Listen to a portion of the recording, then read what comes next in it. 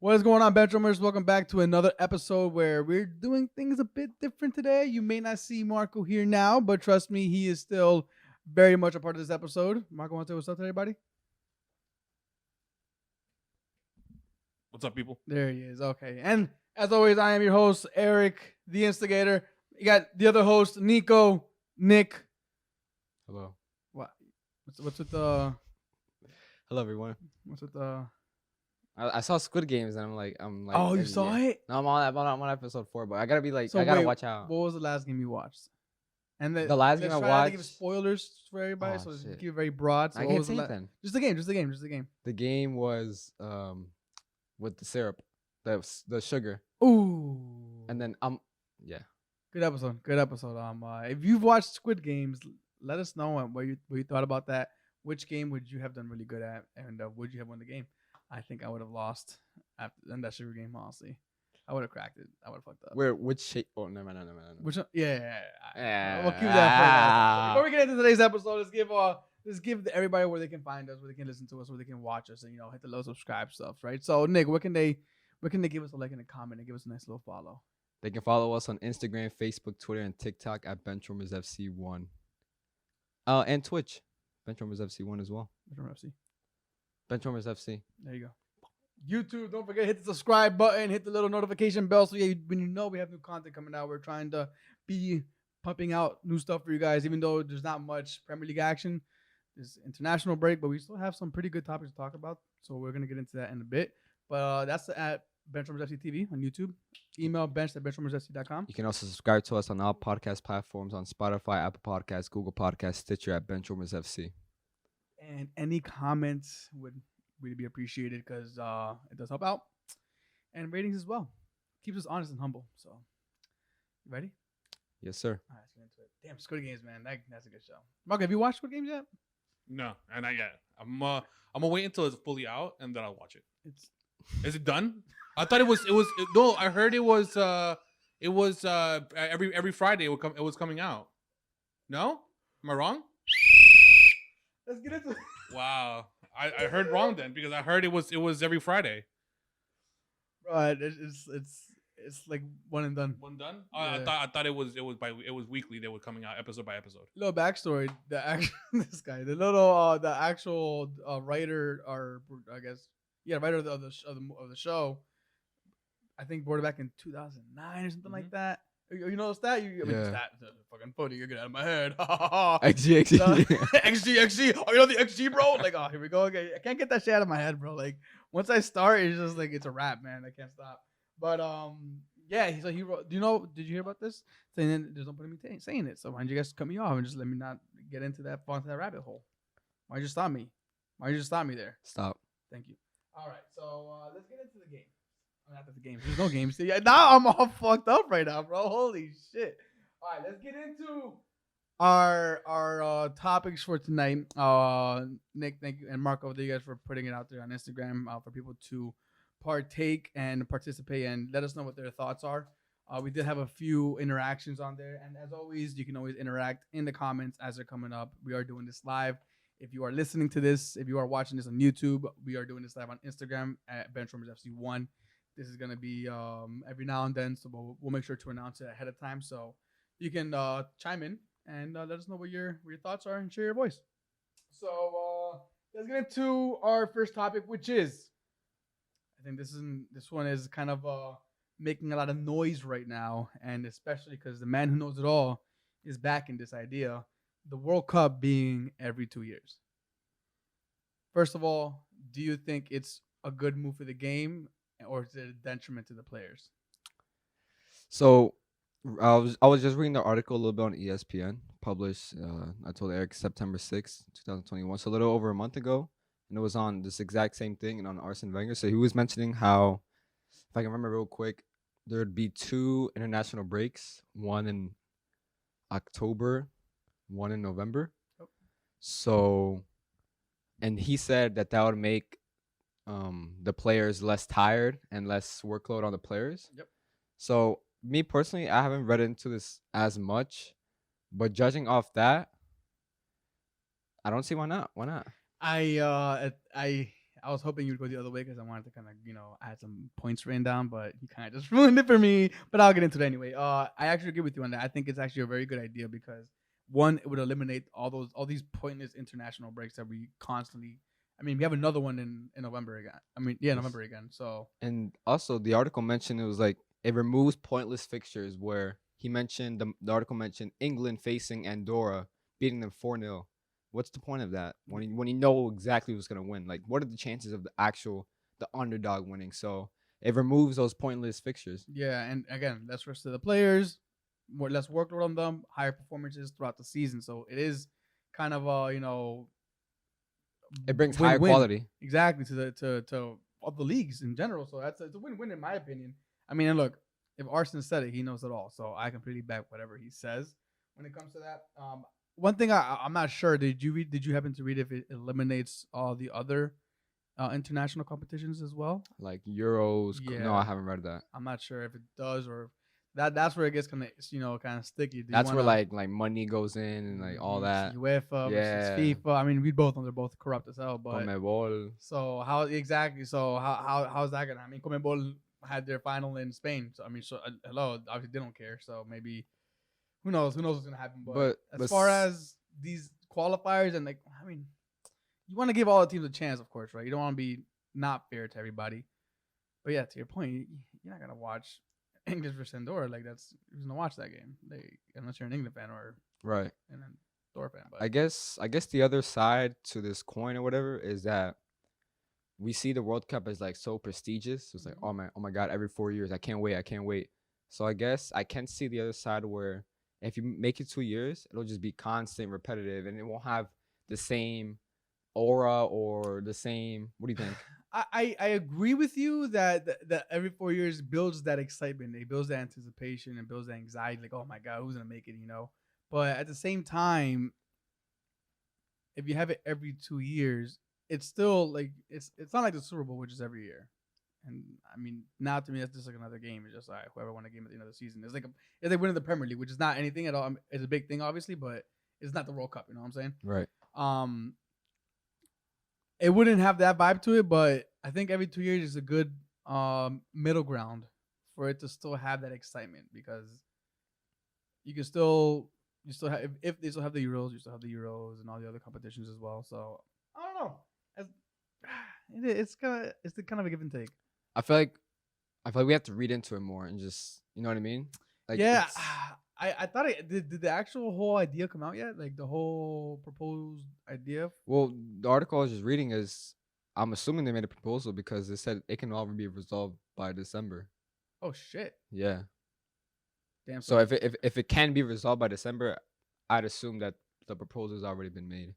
So yeah, maybe we should look into it. We would actually read the actual what are the outlays because I'd be surprised if international competitions in general got eliminated just for the World Cup. I don't think UEFA would ever allow that, or the Conmebol as well. Like, there's just no way. Too much money lost for them, and they're corrupt. So we know that. But let us know what you guys think about the World Cup. Should it be every 2 years? Does it lose its value? Does it lose its excitement, or does it build? Does it grow the game for what it actually is? Like, that's one of the key points I mentioned as well. It's more exposure. Exactly, it's more exposure to the world, and like you said, it just grows the game even more. Yeah, I mean, we're seeing it. I mean, take off in so many countries. I mean, obviously, it's the most beautiful game, and it's the biggest game in my opinion. But I think it is factual too. But this will only make it go even more. So why not bring the beautiful game to everybody else and have them enjoy it some more? We'll see what happens with this. Let us know what you think. Do you want it every 2 years? If not, let's get into the next one. And this one is fresh news today. So it's kind of like a breaking news, kind of like a what's damn, bro. So that's the Benchwarmers page. So Burley.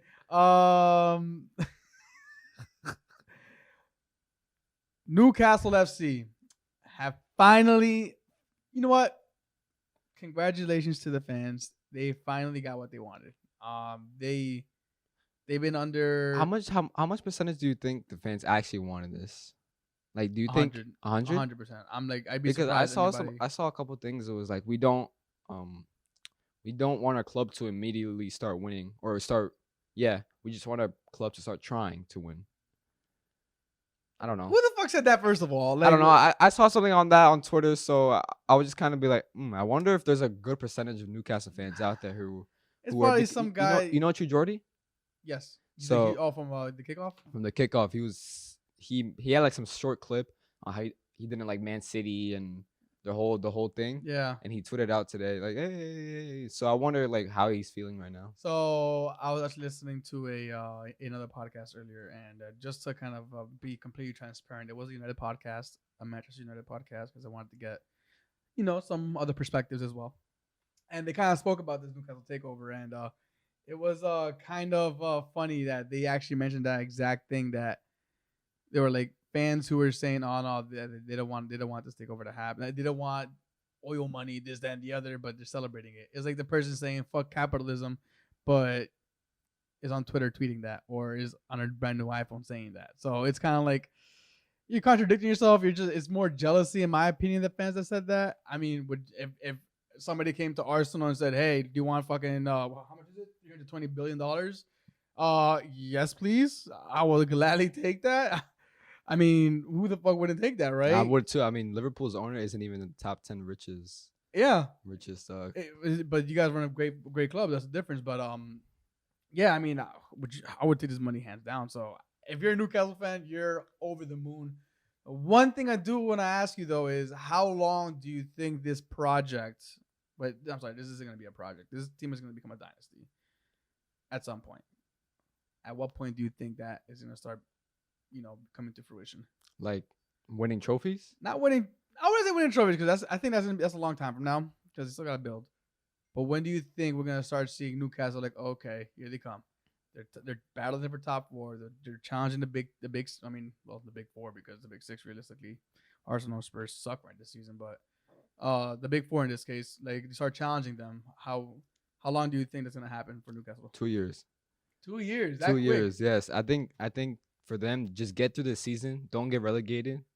Go into the summer a boatload of money and just acquire not even like top players. Just acquire young quality players who will be there. Who that'll come in, they'll see the project, they'll know what's going on, and they'll see how good it is. Will come in and just be like just young quality players. That's it. Bring in the summer and then go again.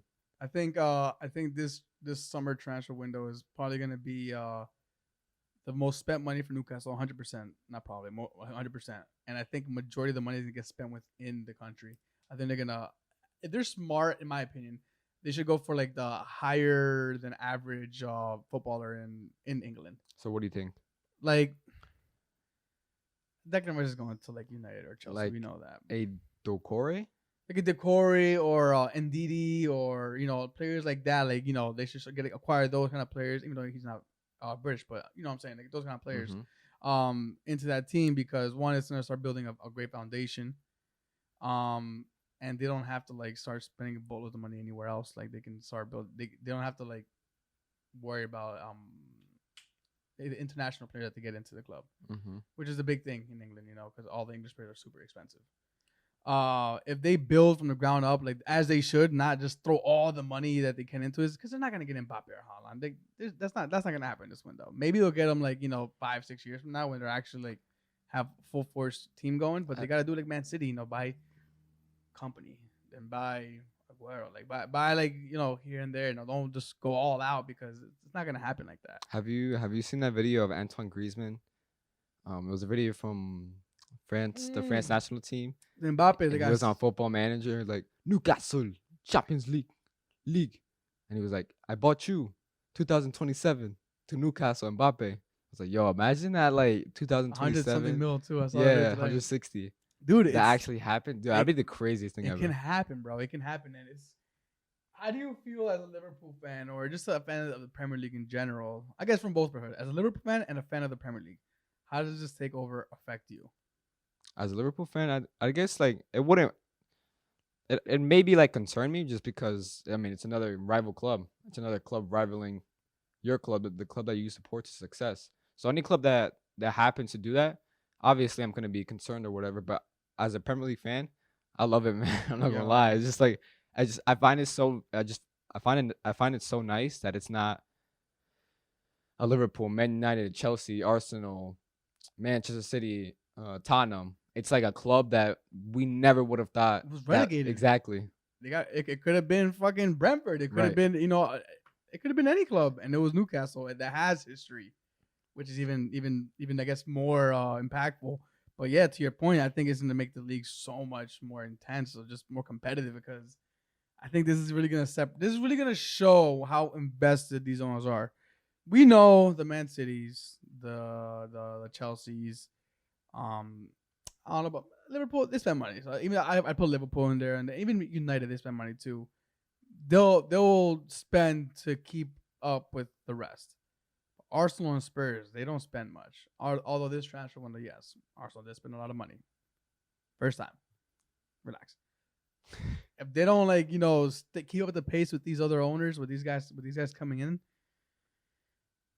isn't that gap is gonna get bigger and bigger and bigger. I guess with like you mentioned, I guess the goal to kind of close that gap is like this is particularly on Newcastle, is that you want to close the gap until Newcastle start acquiring good players. So if you close that right, so what I'm trying to say is when Newcastle start getting good players, you better be good already. exactly.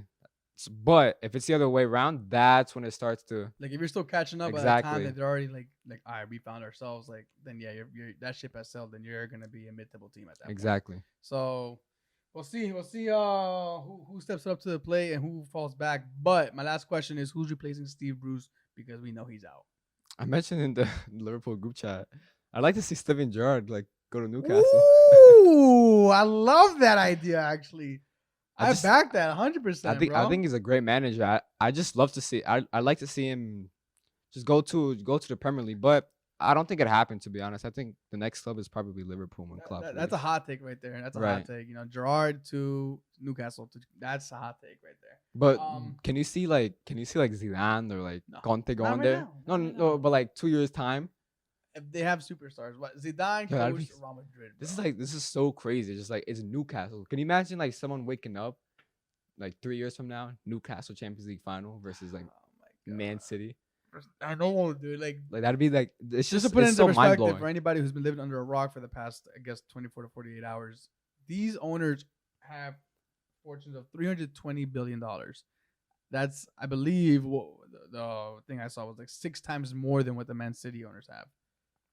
This is big news for them.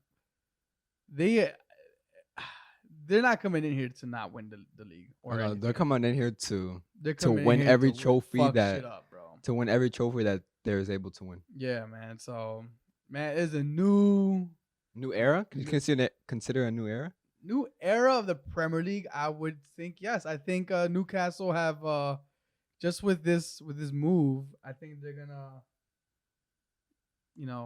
That's it. They're in there. It's a dogfight now. It's crazy. It's gonna be fun. Come on. They were struggling to sign Joe Willock from Arsenal for $25 million. I saw this tweet. Joe Willock is a bigger Newcastle legend than Alan Shearer. The reason why Joe Willock helped Newcastle stay up in the Premier League. Oh shit! Yeah, you see it now. Joe Willock, my man, bro. Joe Willock. For all the Newcastle fans, man, appreciate that man. That man is a bigger legend than Alan Shearer.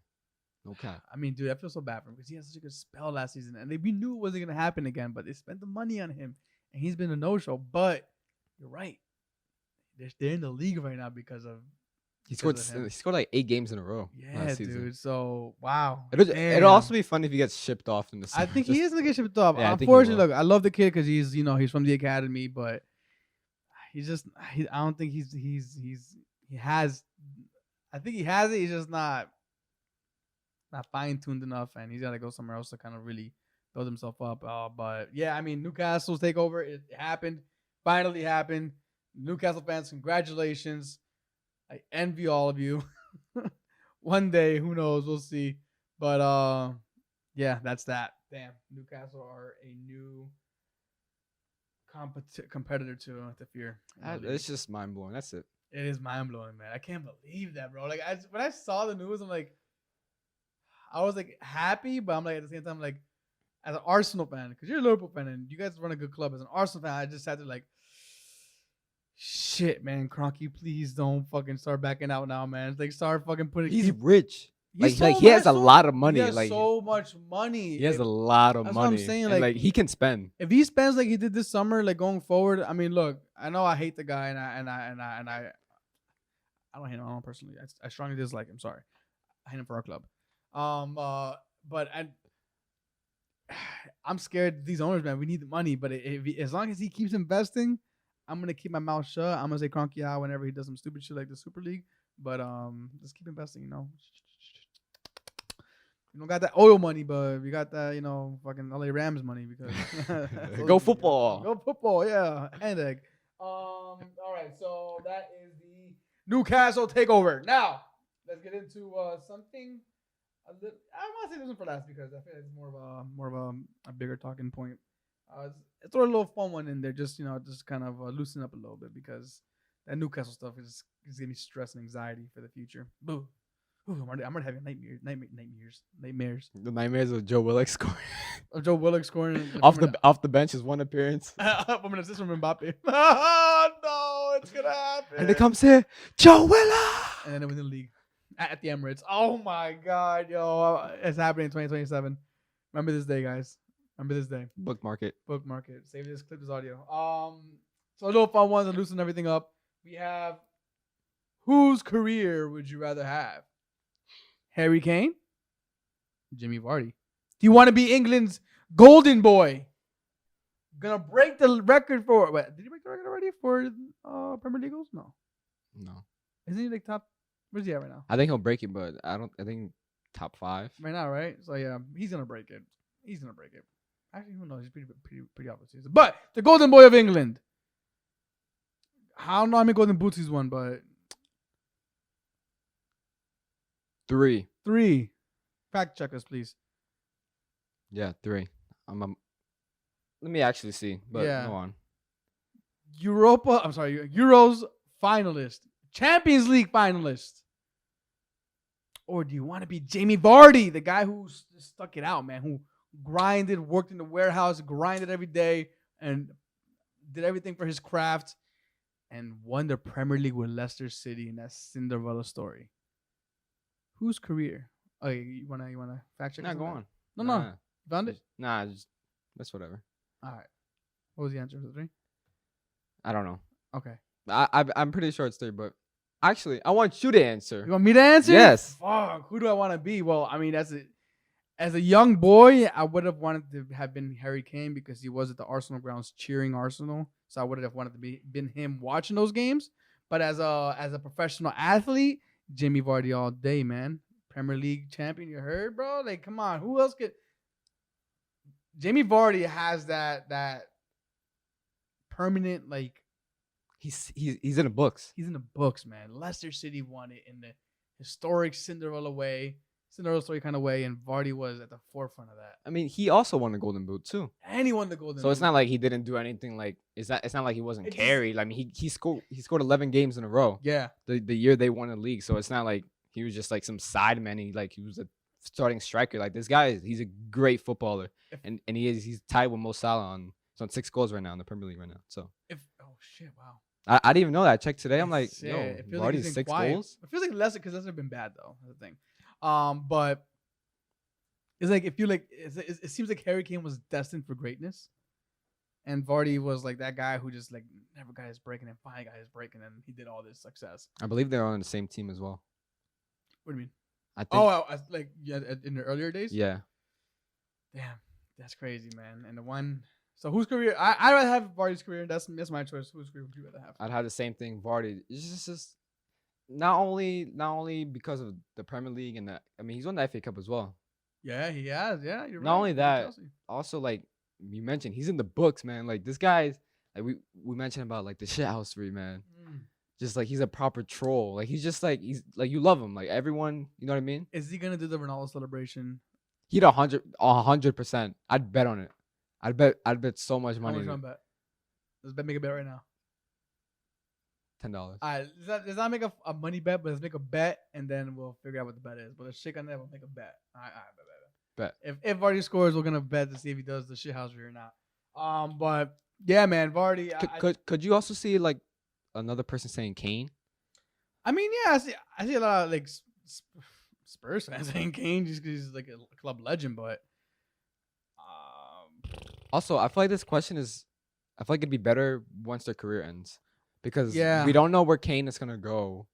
we don't know. But that's the thing, like for somebody who's so good, so talented, because in all honesty, truth, who's the better striker, Harry Kane or Jamie Vardy? And I have complete respect for Jamie Vardy, and I love everything he's done. But Harry Kane, I would have him rate him higher than Vardy. Right. Like it's just Yeah, nah, for sure. it's football. Like if you know football, Kane's a better guy. But if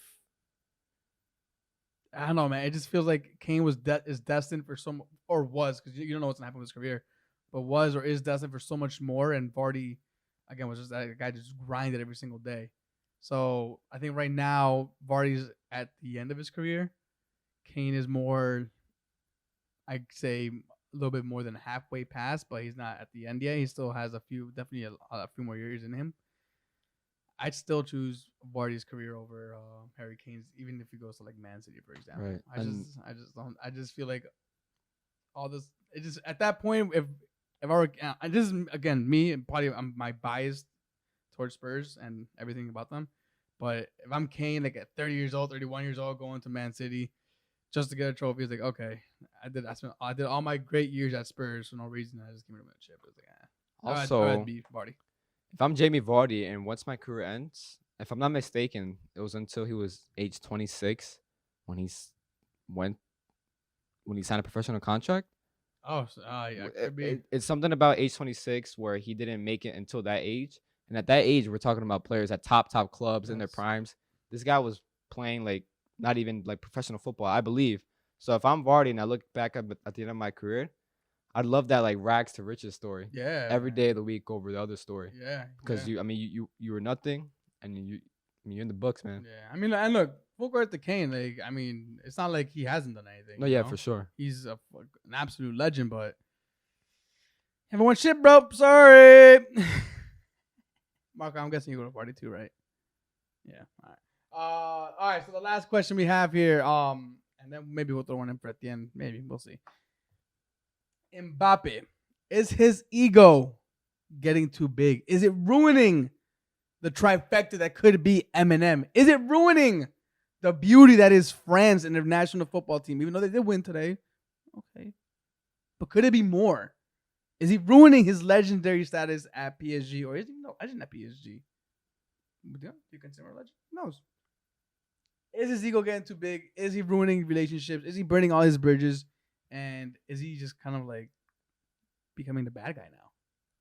I think it all depends on this season, because I doubt he's going to sign a new contract. So before you go, because you committed to the contract part, and correct me if I'm wrong, Florentino Perez said by January 1st it should all be done. Yeah, correct. So who knows what that means? What do you mean?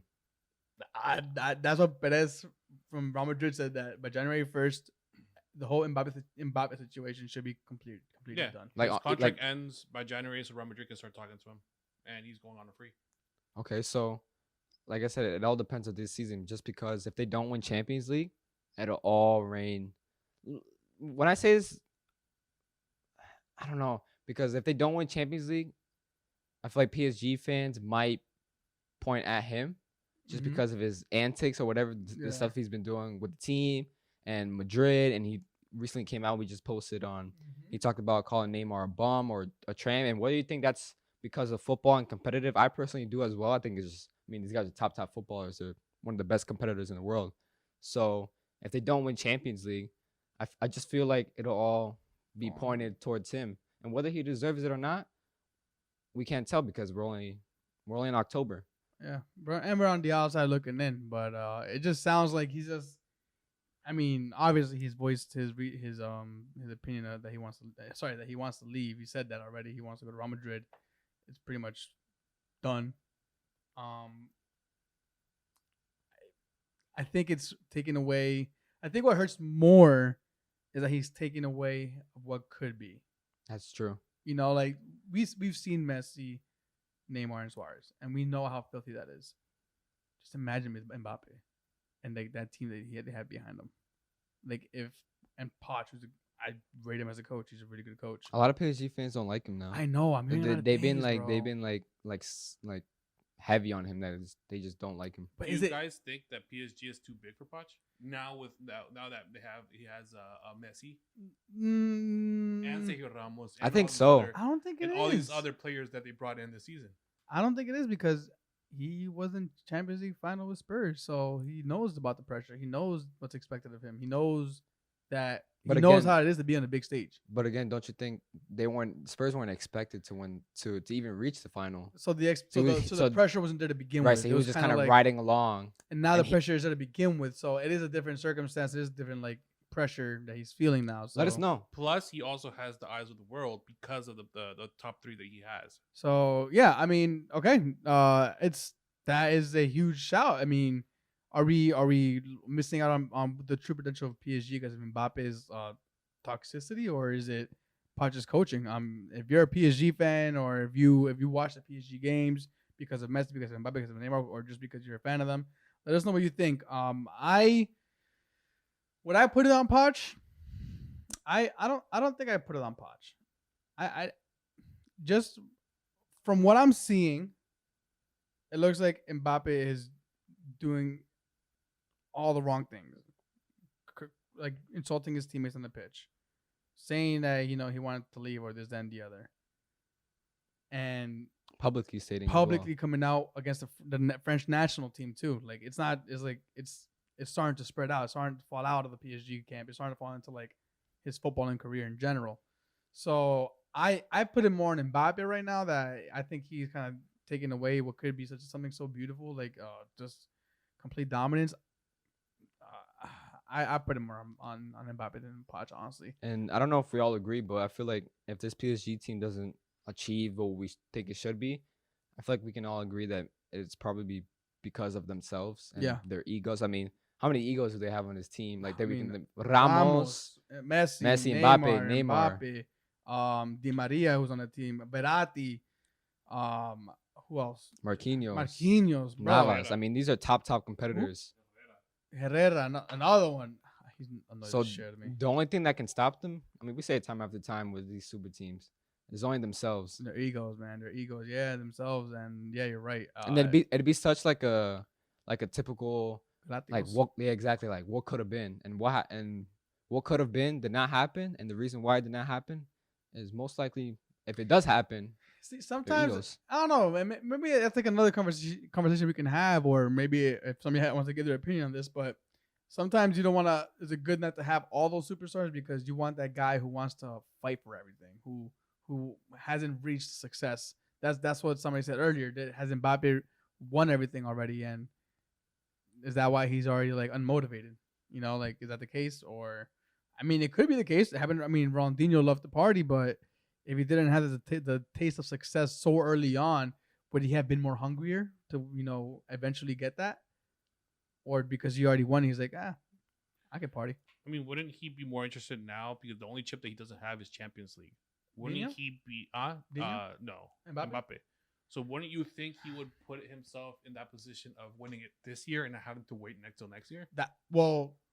I would assume so, but he's the one causing all these issues. Like I agree with you. Like if there's any time to win Champions League, it's now. I mean, You they're have the Messi. favorites. You have Messi, you have Ramos, you have Neymar. Yeah, we just literally listed their superstar team or egos.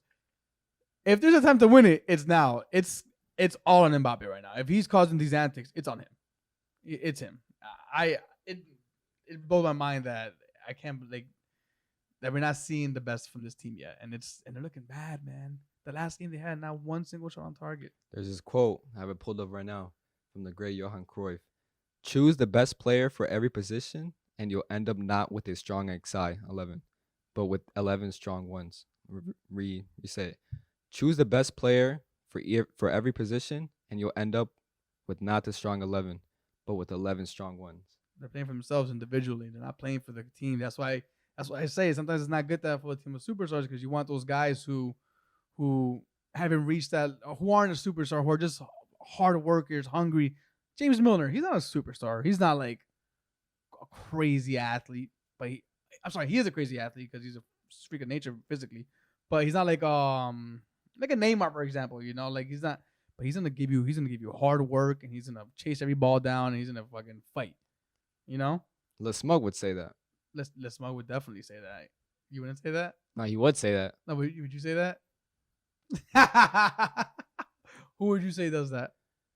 Like that kind of role. Yeah. And well, since we're talking about PSG, I think Idrissa Gana Gay Yes. Yeah. He's pretty. or Kimpembe. Mbappe. I feel like Verratti. I think it's- Verratti. yeah. Which I mean, it's his role as a CDM, so he fights for balls. But yeah, man, it sucks that this PSG hasn't gone there yet. But we'll get to see, you know what I mean?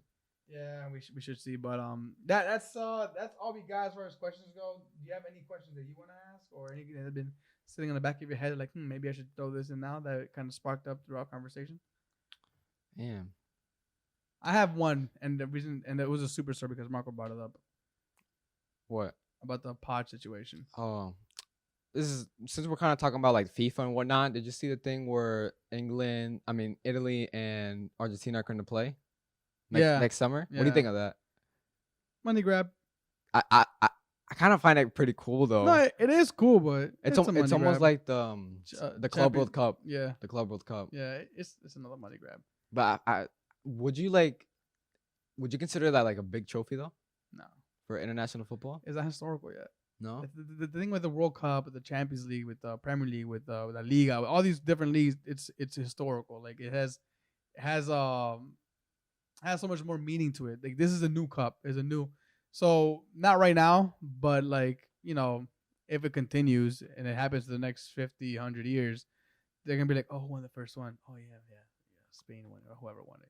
It's right now it's not relevant because it's brand new. It's like the UEFA Best Man or whatever trophy they have. The first one that Ronaldo won. The best, exactly. Did you consider that like a real trophy, or is that more like, oh, here's another fucking popularity contest? it's probably more. I mean, every big trophy like Ballon d'Or, and it's not. But yeah. that's what I'm saying. Like that one's a new one, so it's like it has less meaning to it. Yeah, but if Messi wins it, then it's not. So Messi already has more than Ronaldo, so it doesn't matter. Exactly. All day her. let's talk But, about 6, baby. All right, so my question that sparked up throughout the conversation, you sound like Les Mug with this fucking sweater. Oh god, I fucking hate him. I'm This one, becoming come a back, Messi fan instead of a Liverpool fan. What is happening? But oh yeah, so Marco asked about Podge being too big for the role now that he has a lot of egos there. And one thing that kind of came to me was Manchester United and Ollie, now that Ronaldo's there.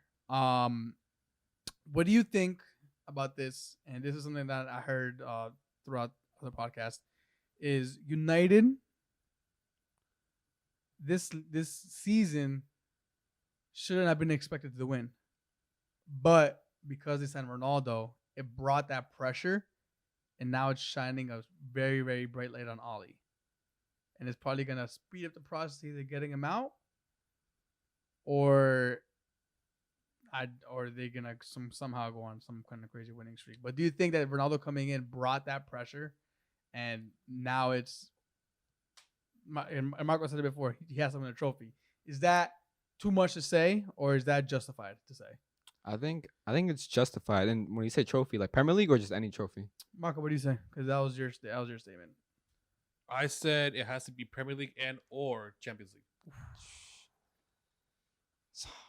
Like that. I feel like Hot take. from what I've seen and from what I've heard, is that a lot of United fans were not asking to win the Premier League, but just to win a trophy. So just like Carabao? whether or Carabao or FA Cup. I mean, yeah, I think FA Cup would probably be more what they're referring to. So the Carabao, I mean, I guess, but they already got knocked out. Yeah, you're right. Damn, that's crazy. But yeah, I mean, And you would say the scores. we always mentioned they've gone 4 years without a trophy, and bringing in Ronaldo, who's won every trophy you could ever win, ever win, every trophy that you can imagine right now, he's won it, right? Yeah. Bringing in that kind of player, there has to be that kind of World pressure. Cup. Well, I guess. Sorry, we're splitting hairs. Not every trophy. Okay, Marco. Okay, Every Marco. trophy excluding the World Cup. You should, if you're gonna interrupt him, at least interrupt him the way you interrupt. Okay, when By we think of, interrupting. when we see Like top this. player winning every Now. trophy, excluding the World Cup, you're expected to win. And Yeah. whether you're Ole Gunnar Solskjaer, the goalie, a defender, a midfielder, an attacker, the board, you're expected to win when you bring that kind of Yeah. player. Yeah. So I think maybe bringing Ronaldo in was his doom in disguise. You know. Do you think this might be like some like weird stuff to say? But you think obviously Ollie probably vouched for Ronaldo, but do you think in the back in his mind he was like, damn, now like Of course. if the pressure like you know Of what I'm trying to course. say? I mean, in his mind, he's Like like, like okay, this- I'm getting Ronaldo, I'm getting goals. Like, thank God, but now I gotta win. Shit. Exactly, especially with Ronaldo coming in. Ronaldo, Sancho, Varane. It's not like they just added. You know, that's the thing. They added like quality players, and he's not getting the best out of them. So it's on him to figure it out. But yeah, man, I think the players back him. I rate him. I think he's a good manager. I think he's more like a vibes, like you said, vibes manager. Like, you know, he gets like the feel good vibes and everything. So one thing I'll give respect to Ollie that and then trust me, I troll him a lot. I give him respect in the sense that he's always composed no matter the situation. Whether they have whether they lose or whether they have a crazy PSG night. That's a great win, eh? Like shit happens, you know. Like the players' fault. Like we gotta do better. That's it. Man. With He's Ole, always composed. Like, exactly. He's not over the moon, or he's not like, you know, throwing the person under the bus like Nuno that one game. It's like was. Klopp with excuses. Or like Klopp with excuses, you know, like. But It was the field. It was But- that was Arteta too, so don't troll. with Ole, we see with Lampard, he kind of like, even though like a lot of Chelsea fans like this is not. What I see on Twitter is that they disrespect him a lot yeah, with Lampard, but he's had a foundation yeah. with bringing in these players, and without that foundation that Lampard has set, Tuchel wouldn't have been No. what he's doing. So maybe we can see that Ole has studied the ship, right? Yeah. These past couple of years, he's studied the ship. He's gotten them to pretty high places. Consistency. Exactly. And he's gotten them challenging. He studied the ship. Now, maybe another manager. Like, for me, I consider Ole a decent manager. Yeah. But obviously, there's managers way better than him. Correct. So, maybe we can consider him. He studies the ship. A manager like Zidane or Antonio Conte comes in, and then does what Tuchel does. Yeah. And then we can give, I think most people would give credit to Ole. Yeah. So Ollie kind of he built the ship, and then like to whoever comes in gets the ship on the water and makes it move, gets it sailing. So yeah, we'll see. We'll see if Ollie sticks around. Obviously the pressure is mounting on him. We are in international break, so no Premier League action this week, and unfortunately, but I need one more favor to ask from everybody who's listening and watching. Please let me know what I should do for my challenge, because we have another week, and I still haven't done mine yet, and we haven't gotten any opinions or any suggestions that make any sense. And please stay away from Hot the sauce. Stay away from chugging the hot sauce or just chugging stuff in general. I'm tired of throwing up. I'm over it. Maybe do a dance. I don't care. Something else than chugging stuff. But with that being said, thank you for listening. Thank you for watching. Again, if you want to watch this live, we are trying to do it more consistently. We'll announce it ahead of time on our Instagram, Benchwarmers FC1. If you want us to do it on Twitch or YouTube, let us know, and we can try it out. Well, you know, we'll probably mess up throughout doing it, but you know, trial and error, right? With all that being said, thank you for listening. Thank you for watching. Give us a little like and a comment and a rating, all that good stuff. Share us to everybody you love. Come share your voice on the bench. We are the Benchwarmers with the voice. Where the bench is always warm. Peace, everybody.